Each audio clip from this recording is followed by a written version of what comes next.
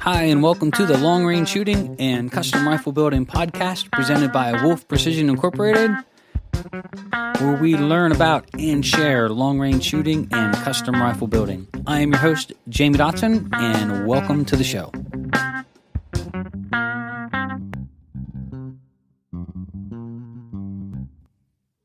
Hi, and thank you for joining us to episode 103 of Wolf Precision's Long Range Shooting and Custom Rifle Building podcast. I'm your host, Jamie Dotson, and welcome to the show. In this episode, we're going to talk about Headspace, and it might be different than what you think.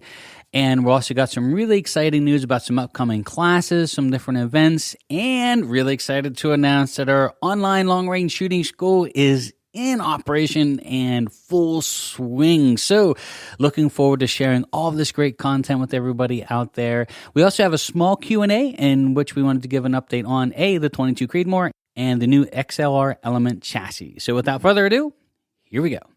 So before we continue on, we would like to say a quick thanks to our sponsors, which makes this show possible. First, we'd like to say thank you to Wolf Precision.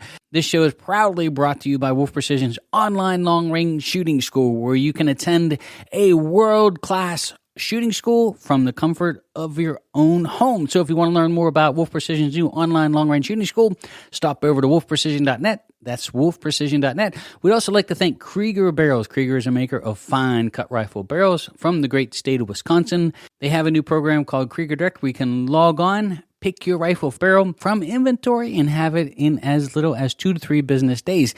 So if you're in the market for a great cut rifled barrel and you need it now, stop over to KriegerDirect.com. That's KriegerDirect.com today. Headspace. Now, it might be a little bit of a misleading title because you might think we're talking about headspacing on a rifle. I left it that way on purpose just to be a little funny, but we're going to talk about not the headspace of a rifle, but the headspace between your ears, right?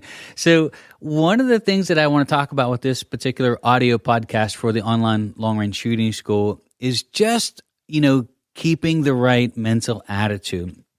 And I like to call it headspace, right?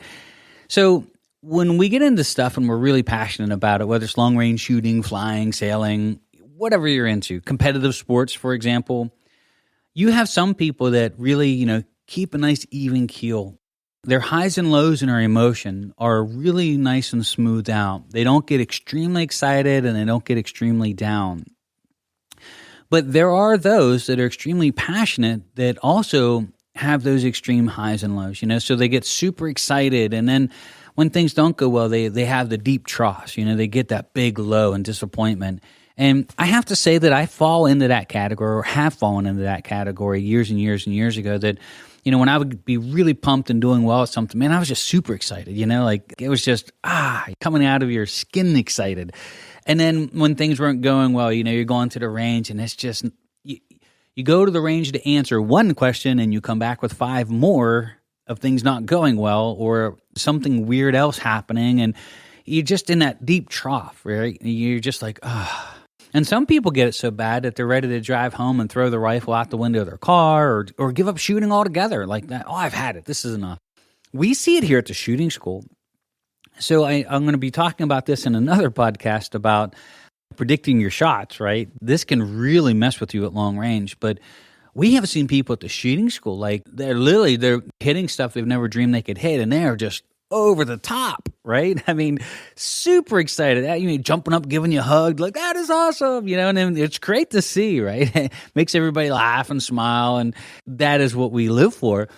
But then you see the opposite of somebody that's like got this really alpha mentality, like, I've got to win, I've got to hit it, nobody can beat me, I'm the best, and they start missing stuff, right? They have a couple missed shots, and they go to the next target, couple missed shots, get to the third target, couple missed shots, and they just like hit this low. Like they're like, they get mad. I've seen people get angry. I had one gentleman in particular that was so angry that he kept missing these targets that when he got off the gun, when he jammed the bolt up into the back, he knocked the gun over, he took the magazine out, went outside, threw the magazine. This is years ago, but I had to go outside. Like, I left one of our instructors take over the class. Of course, nobody else seen this. He got up off the gun and cleared it and walked out, but I did. And I had to walk out and tell him, look, It's not that big of a deal. And the more you let those frustrations hit you, the worse it's going to keep getting. And so, number one, if you continue to act that way, you can't be here at the school, right? We just can't have that here. If you can't keep your emotions at least somewhat level, then this probably isn't a good sport choice for you, because it will hand you your behind for your ego and for all the things that you think you're great at. This is a humbling sport. You're the only person that can make that shot happen, and you bear the brunt of it when you miss. And it can be tough for some people to take, honest to God. So I talked to the gentleman, and I'm like, look, it's no big deal. So, and I explained this in another podcast that we're going to put up here, just about predicting your own shots and how this sort of works together. But got him back in, got him settled down, and went right to the next target and hit it on the first round. So what I want to share with you with this particular podcast on the shooting school is, if you have that super high and low emotion ride, right, you have to physically and mentally make a decision to level that out. Keep the highs pushed down a little bit, so when you walk down range and you see this awesome group at 500 yards, you smile, man, that's really awesome. But don't let it overwhelm you. That way, when you get on the gun again and you start shooting something else and it doesn't go well, you don't have the opposite happening. And then when I look at shooting and I'm getting out and practicing, look, everybody's going to miss. Everybody has a bad day at the range. Everybody has a bad stage during a match. This stuff happens, but what you can't let happen is let it get in your head. So you just shot a great group at 500 yards. I remember when I was younger and I'd be out practicing and I'd walk. My spotting scope wasn't good enough for me to see the paper and the holes in it at 500 yards. So I'd have to walk the whole way down to look at the paper. And I remember, it's 500 yards one way. So you do that. It's 1,000 yards round trip. You do that twice, you're walking over a mile. So you walk down, you look at the group, and you're like, wow, that is awesome. And then you walk back, and you're like, I'm going to do that again. You shoot 5 shots, and they felt beautiful. Like, yeah, that has got to be a killer group. And you get down, and they're strung out up and down or left and right. And you're like, well, what happened? Well, if I walk back and shot that 5 more times, now I'm walking 5,000 yards back and forth, and I'm exhausted, I'm tired, I'm going to start making mistakes. So when I walk down and see that stuff, I just shrug it off. It's a learning experience. I'm not perfect. I'm not a machine. I'll try to think about it, like, logically. Is there something in my setup that I did differently? Am I holding the rifle differently? I'll look, we're going to cover a lot of this stuff, by the way. I'll look at my bipod feet. Are they up against something? Is there something touching the rifle? Is the rear bag crooked or twisted or tilted? Is the toe or heel of the rifle dug in? There's a laundry list of things that can cause that to happen at distance that really has nothing to do with you. It's your initial setup that's already setting you up for failure. And so I'll start to analyze and look and say, okay, this happened. It didn't work the way I wanted it to. Let's step back and look at the setup first, and then think about, okay, how does this look? And then let's talk about my position with the rifle and think about how I was into the rifle. Was I doing something differently? Maybe I need to go back and rethink about the fundamentals and cheek weld, cheek pressure. There's all these things that get involved in this as well. And I'll just regroup. And I think what always kept me really out of the head game, or really being in a bad headspace, as I call it, is I always just set a goal, and I'm working towards something that's a long-term goal. So my goal is to really not go out and just be the best at shooting or win the PRS series, or I'm going to shoot an elk farther than any man has ever shot an elk before. I am into this sport because I enjoy long-range shooting, and that I want to enjoy it for the next 20 years. So I'm in it for the long game. And if you look at it from that perspective and you say, okay, I'm going to shoot this for the next 20, 30 years, I'm probably going to miss some stuff. I'm going to have some bad days at the range. I'm going to have some bad groups. I'm going to have days where I'm just not there. Physically, mentally, I'm just not on my A game. And so I set goals in what I'm trying to accomplish. Anytime I'm working, especially when I was working to compete and trying to really enjoy going out and just throwing my hat in the ring at these sniper matches where there were world-class shooters. It was not uncommon to go to some of these sniper matches and see active duty Marine Corps Scout snipers, or even their instructors there. To have people that are in other entities of the governments elite shooting teams there. And, you're amongst super awesome shooters.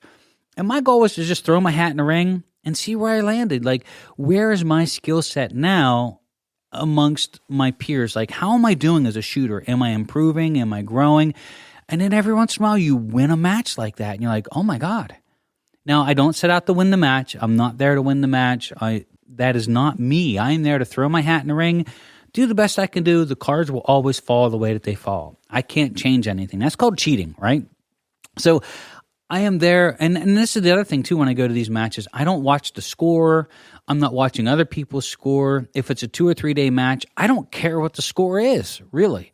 I know from experience that it will play itself out at the end of the match. Like, it will all fall out to where it's supposed to be. The law of averages of how you're doing consistently as a shooter compared to how the next guy is, quality shooting-wise, consistency, those will play out over time, and the better consistent shooters will always rise to the top and place and win at these matches. And that's what I was sort of looking to do. Like, I wanted to see, can I consistently perform at that level? Am I a well enough rounded shooter? And then the other thing that I looked for, remember I always set goals and work towards goals, is I would look for the things that I would be exposed to that I was no good at.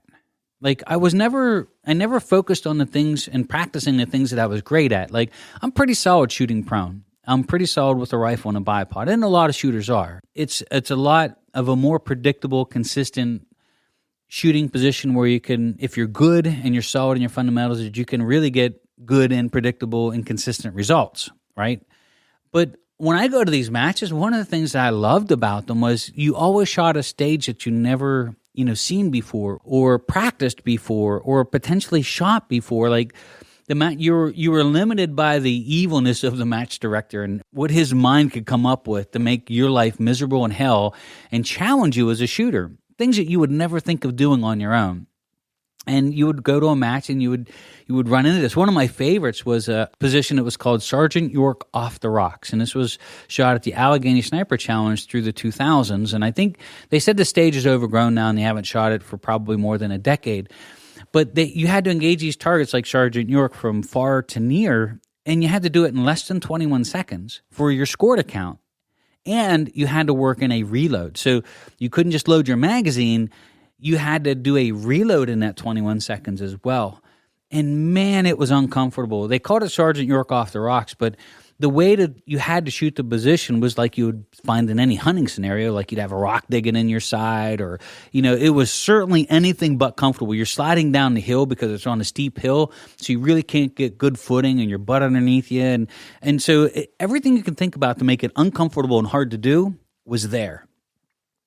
And I got up there the first time I ever shot. Now, I was a really young shooter competitive-wise. It might have even been in the late 90s. I'm not sure. But the first time I shot it is when I really got to know John Markwell, who runs the facility. You had to beat the 21 seconds. That was the deal. If you hit them all, but your timer was over 21 seconds on your last shot, you got 0 points.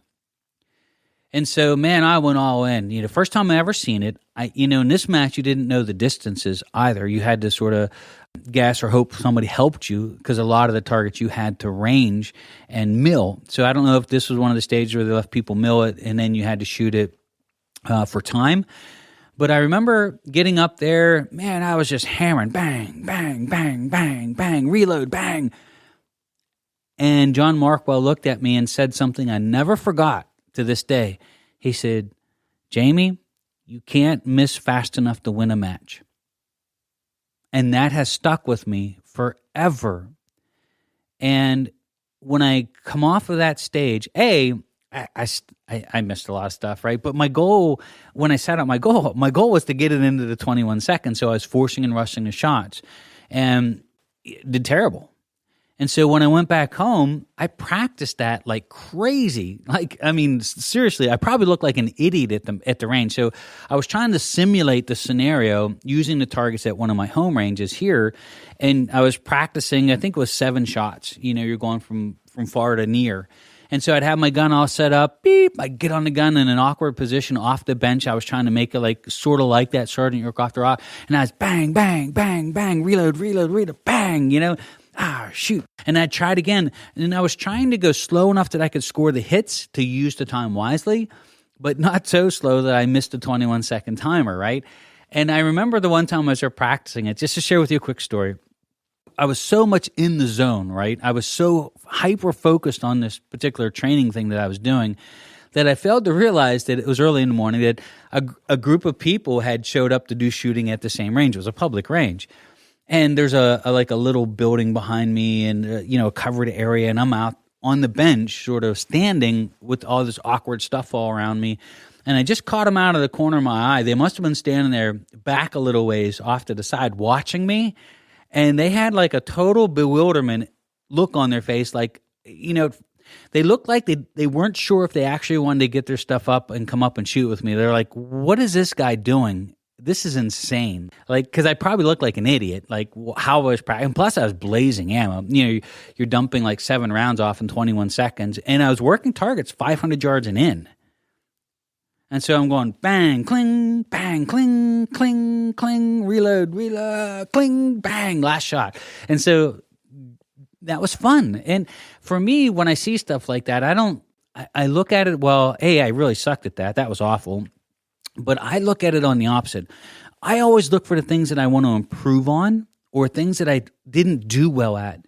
Because if I can keep improving the things that I suck at and not just constantly focus on the things that I'm already good at, I'll grow as a shooter. And so when I do a terrible stage or have a terrible event, I learn a lesson from it, but then I go back home and I make a mental note. Oh, there's 2 or 3 things that really caused me grief that I got to sort these things out and learn how to really master that. And so I always looked at it like it was a challenge, like, hey, here's something new I've got to master. This is awesome, right? Another one that really caught me off guard, just to share with you another quick story, is I went to a match and people really don't do well at putting stuff back in the same place every time. It's really common, right? And so some of the older instructors, we're talking guys in their 60s and 70s that have a great imagination, by the way. So we were all geared up. It was a match. And our team, our relay, we probably had like 21 or so people, 30 people. So the instructor was, or the match director was like, okay, everybody get your gear and come with me. So everybody got their gear on, backpacks, rifles. We're all, it's a field sniper match, right? So we get to this stage. He goes, now, nobody move. And we're all like, okay. How you're standing is how this particular stage starts. He said, in groups of 2, you find your teammate. You can't touch anything. You can't look for anything. You can't be in your backpack. You can't stick your hands in your pocket. You have to stand exactly the way you showed up here. When I say go, you're going to go into this building in sets of 2. You're going to get your rifle, your ammunition, your range cards, engage separate targets. You pick which one of the team member you want. There was 2 different positions to shoot from, and you have 60 seconds from the word go before you enter the door. And everybody was like, their ammo is in their green boxes, their ammo boxes. They don't have, they don't know where it's at. Their rifle is here. Their magazines are there. Their dope is here. And the lesson learned at that particular stage was, if you put everything back where it belongs and you know where everything is, when you get into situations like that, in a hunting scenario, it's a perfect example, dude, you can throw your stuff out and be off to the races in less than a minute and engage targets. But for the guys that just haphazardly throw stuff everywhere or completely unprepared, they look like idiots in there, just dumping backpacks, trying to find everything. I mean, I personally felt like I probably looked like an idiot in there, even though I sort of knew where everything was at. You've got a 60-second timer before you walk through the doorway to start the drill. So you're outside. You have to go into this building. And so go. And you're rushing in there. You've already talked about who's going to shoot what target. You're getting your backpack out. You're ripping everything out. And I have to admit, I probably look like everybody else, but we got them off in less than the 60 seconds. And it was a good stage. But it taught me a valuable lesson. And I think that's one of the things I learned, or one of the things I absolutely loved about the sniper type matches. Not necessarily the new PRS type stuff where you can sit there and you can watch, how the stage is set up, but they would constantly throw these surprises at you, these things that you've never shot before, ways you've never shot before at you out of the blue, and really challenge you, your rifle, your abilities to shoot it at distance in all of these different challenging scenarios and situations. So that's what I loved, the field shooting part of it. That to me was just absolutely stunning. And I think a lot of your NRL, and I've not shot any, I'm only saying this from guys that have shot it, but I think a lot of your Western matches and NRL type matches are really starting to go that route So there's a lot of new stuff that you're going to see that you can't really prepare for, that just challenges you. And I think that's what I always look for. So to go back to the Headspace thing, my long-term goal is to enjoy long-range shooting forever. I mean, I don't want to make this something that becomes one of those thorns in my foot every time I take a step, that it's just painful or irritating or aggravating, right? I know I'm going to miss some stuff. I know there's going to be days that just don't go well. Your head's not in the game. If I go to a match and I'm not doing well right out of the gate, I just forget about everything. I remind myself, I am there to enjoy the match, hit or miss. I'm there with friends. I'm there enjoying a sport that I love. And I just don't care. Everybody's going to have a bad day. I call it taking your turn in the bucket. And I remember, one match, for whatever reason, just first couple stages, just my head's not in the game, a lot of work, and recovered from lots of surgeries over the course of time. So I wasn't feeling real well. And so what I did is I volunteered for my team to shoot first at every stage to give everybody else a chance to learn if there's something in the wind that we didn't see, or if there's a target was a little bit, because we had to mill these targets and shoot them. We weren't allowed to use rangefinders. So I just used it as a chance to help my teammates out. And I was like, you know what? I'm not in it to win it. I know I'm not doing real well. So if you guys want, when we do these stages, I'll be the guinea pig. I'll be the guy to go up and take the first shot for the team. And then, maybe somebody else can learn something from it and get a next shot off after it and score some hits. That would be really awesome. All right. So to wrap this up here, it's just really about your mindset and how you want to approach it. And I call it Headspace, but really just keep in mind why you're doing it and enjoy it. Don't let that stuff ruin something that really means something to you, that you want to get good at and grow at. Everybody misses. Just not everybody tells the misses story, right? So if they have lots of misses, those are the stories that never get told. It's only the stories that are the hits, right? All right, before we continue on with some really exciting news and some big updates, we would like to thank two more of our sponsors. We'd like to thank Trigger Tech. They are a maker of fine triggers. That's all we use in our custom rifles here.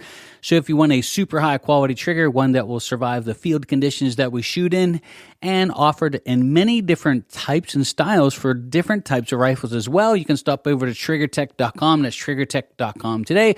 We'd also like to thank MDT. MDT makes fantastic chassis. We have been using them for years, including the new HNT 26, which we did a great YouTube review on. You can stop over to Wolf Precision's YouTube channel to see more on that. But, if you need a great chassis, and it's a great starting point for any great rifle, so it'd be a nice upgrade for a factory or otherwise, you can stop over to mdttac.com. That's mdttac.com and pick out your chassis today. All right, so just some quick news and updates and a little Q&A we had on the 22 Creed and some different chassis that we're using and trying out. So we are excited to announce that our online long-range shooting school is in full swing, and we have new content going up weekly. So we're really excited to be able to share with the public out there all of the great stuff that we've been teaching here at the shooting school for nearly a decade and a half, and really be able to offer it from the comfort of their own home. So in today's day and age where, even just we've had customers fly in recently from Florida and from the great state of Washington over the past 2 weeks, and one incident, their flights were delayed. They were booked all over the place to finally get here, and got in 12 or 13 hours late. And, the other thing is just dealing with the airline and travel to begin with. And even just the cost of traveling now is so expensive. And so we would really like the opportunity to share this great content and in a way that just makes sense, and really just try to give as much as we can, eventually giving it back to the community and saying, hey, look, we want to help everybody shoot to their best abilities. And that's why the podcast exists, and really why it even just started. So you can stop over to our website. It's wolfprecision.net, and you can register there. There is a monthly fee involved in it, and you can sign up or unsign up at any time. So if you go into what we call our hibernation season, and you want to unregister and you take 6 months off and then come back in spring and start training again, you can easily re-register, re-sign back up, and go back through all the videos. And how it works is you can either go to our Patreon page and see the videos as they're posted. You'll get an email when they get sent out. But you can also go to our website, and we have a list of the videos that are in production. And when they get highlighted blue, that means you can click on that link anytime and watch the videos. And so our website will sort of be like the porthole, if you would like, that, once you sign up and register, as new stuff's available. Or if you want to go back and sort of relook at anything that we've covered in the past, you can click on it and the video will play live. Then we'll be doing a lot of bonus content. So everything from properly cleaning and taking care of the rifle to a lot of the stuff that we teach at the reloading classes, anything that we can to try to help everybody get the best out of their equipment that they can. So you can stop over to wolfprecision.net and that'll send you over to all the links that you can register. Really looking forward to having you. I think we have 15 people already registered and signed up. We want to say thank you to them for joining us and looking forward to have you too. Some other things, just a couple quick classes that we want to announce that are live. So we did open up our last reloading class. So we'll have a reloading class in May and a reloading class in July. Those will be our last two reloading classes for the year. And we have a couple slots open for each. Now, they're 2-day reloading classes. We're going to come in and we're going to teach you all about how we reload, both with basics and advanced. And we actually go to the range and shoot and chronograph and do all this really cool stuff. So we figured out last year that a lot of guys, if you're going to get into long range shooting that didn't reload, are going to have to. And, components are still hard to get, yes, but the cost of loaded ammunition has gone so much through the roof that if you're going to shoot a lot like we do, then really the only alternative you have is just to make your own and try to take that savings and put it back in your pocket. So we spend a lot of time on the phone here, myself personally, a lot of time talking about reloading and data and, hey, how do you get this and how do you get that? And so we thought, hey, maybe we should just make it a 2-day class and come in and we can actually go through the entire process step by step. And we actually do it twice. So our goal is to, when customers leave, they got a good handle on it and how to sort of approach it safely and do it safely and enjoy the process as well. The other two quick announcements on some classes that are coming is we did offer a special winter class that we kicked off. It'll be in Swainsboro, Georgia in November. We're going to have a couple instructors there. We're going to actually expand this class to 10 students, but then drop the price to $11.95. And we get that by adding the extra 5 students. We take in the cost of the extra instructor, and of course we have to pay range fees and all the stuff like that. But because we can add the extra instructors there, we can actually have 10 in the class and take the price of the class down to $11.95. So it's going to be once a year we're going to do this. It's going to be our winter special class. It's held in Swainsboro, Georgia. It's limited to 10. You can register for that on our website as well. It's at wolfprecision.net. The very next day after the long-range shooting ends, we'll be kicking straight into our moving target school, which is a 2-day class. So we're going to go to Georgia. We're going to spend an entire week there. We're going to do the long-range shooting school, and then we're going to go run straight into our moving target school. So if you're interested in learning how to shoot movers, you can come down and attend both classes back to back and have a fantastic time. Or if you've attended our school, or if you've taken other qualified courses and you'd like to take a really fantastic moving target school, this is the place to come. We actually teach it what I think is the right way, and we're going to do a little bit of filming while we're down there as well. But it really helps you understand the art of how to engage moving targets. And, we'll actually be shooting 10-inch balloons in motion the whole way out to 1,000 yards. And in the last class that we taught, we had 2 first-round hits at 1,000 yards on 10-inch balloons moving, which is just phenomenal shooting, right? So if you're interested in taking a class like this, we offer it once a year. It's going to be in November in Swainsboro, Georgia. Registration is live. You can go over to our website. It's wolfprecision.net, and you can register today. Looking forward to having you there. All right, so we had a question on the 22 Creed, the HNT 26 chassis, and the new XLR Element chassis. And we had a question on our thoughts, comparisons, and, which one do we like better type thing. So as you all know by listening to podcasts, I'm a huge fan of the 22 Creedmoor. We had a gentleman come in from Washington State and pick his up over the past weekend. And I had thought that he had shot a 22 Creed here, but here he attended our class at the Long Range Shooting School 2 years ago, which we were still shooting the 6.5 Creedmoor. Anyway, so we built up his rifle and took it to the range, and we zeroed it. They made a vacation out of him and his wife. They were lovely people, fantastic having them here, and awesome that they spent the time and they come in and go to the range and zero and fit the rifle. But the first group out of the gun, we posted it up on Facebook. You got to go and take a look at it. It's got to be under 0.1. I didn't measure it because he took the target home with him. I just took a quick snapshot.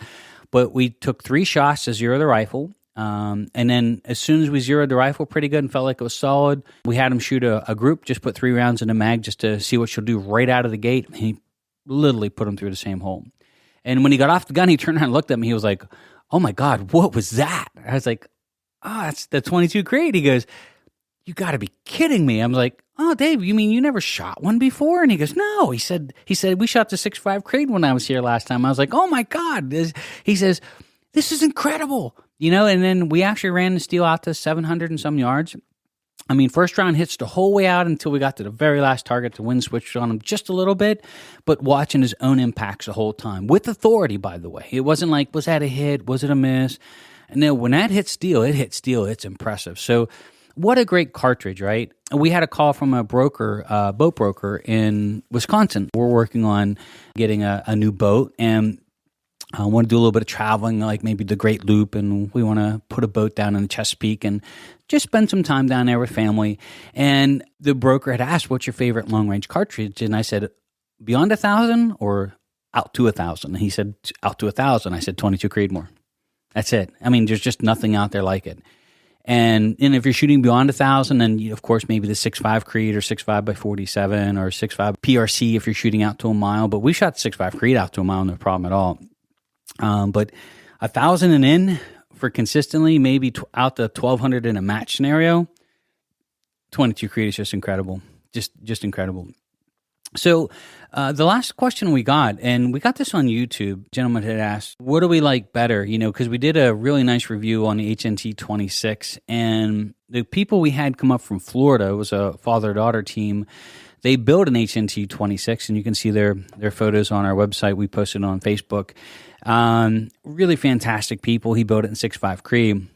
I really like the HNT 26 a lot. I mean, that's what they built, right?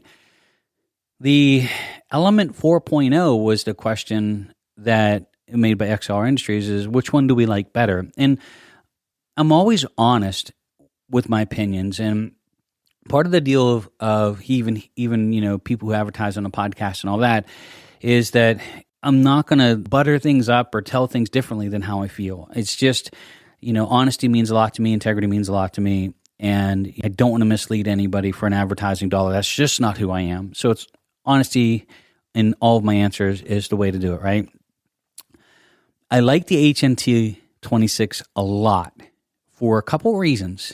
It is carbon fiber on the front and the rear. And to me, in really super cold weather, that's a little bit of a deal breaker for chassis type rifles, especially up here in PA. Look, I'm 50. We get really cold weather here, sub-zero. And, you know, our gloves get a little wet or we get snow on them. Then you start hanging on to something cold like aluminum. It just seems like it sucks the heat out of your hands. And for me, it just gets old. So in really super cold weather type stuff, I really like the HNT 26. Ergonomics-wise, though, and I'll post up a video review and some pictures here early next week on this, the Element 4.0 is on my personal 22 Creedmoor at the moment. So I built it with a Bumblebee. The XLR has worked with Bat Machine and myself and everybody, and they actually inlet it for the Bumblebee, the aluminum action. And so I actually have a Bumblebee on my 22 Creed, and I chose the aluminum, not the magnesium. So I didn't go with the lightest, so I pay a 6-ounce weight gain for the aluminum chassis. But the ergonomics of how it fits and how it shoots, I gotta say that I really like the XLR Element 4.0. I'm not sure in really cold weather, you know, yet, just because I haven't shot it in those conditions yet, but it just fits me a little bit better. And I think the flexing of the forearm and stuff for like precision type shooting. So when you take that with a Bumblebee, which MDT does not inlet for the Bumblebee, so you have to use the igniter, right? So you got a little bit of weight thing there, but you put a Bumblebee action in there and in magnesium, carbon fiber barrel, you've got an ultralight rifle that's super stable to shoot to 1,000. So the best way I can describe it is, I think the HNT is probably a better all-around hunting chassis because of the carbon, right? It's lighter, and I don't want to say lighter overall, but the forearm is carbon, the buttstock's carbon, and it's just not going to suck the heat out of your hands as much as a chassis. But with that said, if you're a varmint hunter like I am, sort of a dual-purpose rig, I like the XLR, the Element 4.0. I mean, it reminds me of what a tactical chassis is in a lighter format. So you literally could, without a doubt, there's no doubt in my mind that you could run this to beyond 1,000 yards all day long. And it's that stable, it's that strong, it's that solid. Now, that doesn't mean that I don't like the HNT 26. And I think in super cold weather, I can see where that has its place. But, you know, I'm a shooter first, and I'm more of a long-range shooter and varmint hunter than just a straight-up hunter. And so if I was really in really super cold weather, something I would certainly take into consideration. And by the way, the ergonomics on both are great, right? But for whatever reason, the Element 4.0 just fits me that well. And then when you can get the carbon buttstock on it, and they make this awesome little bag rider, right? I think the one thing that caught me was they offer a tiny thumb shelf for it, and they have this super awesome carbon bag rider that locks to the back of the buttstock, which you can get in carbon, and the grip in carbon. So the only cold weather element I would say that maybe you could do something with some type of coating would be the forearm, right? Whether it's magnesium or aluminum, but the grip is carbon on mine, and the buttstock's carbon. And it's got a carbon bag rider, and I will say that I love it. It's just a beautiful design bag rider. Not too big, not too small, right on the money to really make this rifle that you could literally throw it down in a match and shoot it and not feel out of place at all. And to me, that's really cool. So I've got some really cool stuff with Fox Pro here. We're getting ready to go out and start calling coyotes, and we got a really big problem in our area, and some of the farmers are asking, hey, you care if you come out and call? So I don't know if we're going to get one or not. We're going to maybe try to film it a little bit, but this is all set up to go out and do some coyote hunting, and maybe we'll do a little bit of film. But keep an eye out on our Facebook page and maybe on YouTube, because we're going to put my personal rifle up on there and talk a little bit about it and showcase some of the things that I like a lot about it. So to answer the YouTube question is, my personal rifle, because I think I'm more of a long-range shooter than a hunter, the XLR fits me better, and I think overall is a little bit more stable for the really long stuff that I would be looking for. If you want ultralight and something that's going to be cold weather friendly, then the HNT 26 really is a great route to go as well. So we have a couple interviews coming up. We'll be bringing XLR on for an interview here in a couple weeks. They're scheduled here shortly. We will be posting up some more on the podcast here, fundamentals, as far as just sharing with you all the great things that we can on the fundamentals of marksmanship. Of course, the podcast is free, so no charge. You can come on and listen to all the great advice and anything that we can give you to try to help you get the most out of your rifles as well. But if you'd like to join us at the shooting school in November in Swainsboro for our winter class, we'd love to have you. Movers class there as well. And our last but not least, our reloading classes, the last two of the year are going to be May and July. Those are actually posted up on our website as well. So thank you so much for taking the time to join us here on the podcast. We really appreciate it. My name is Jamie Dotson. I'm your host, and you're listening to the Long Range Shooting and Custom Rifle Building Podcast.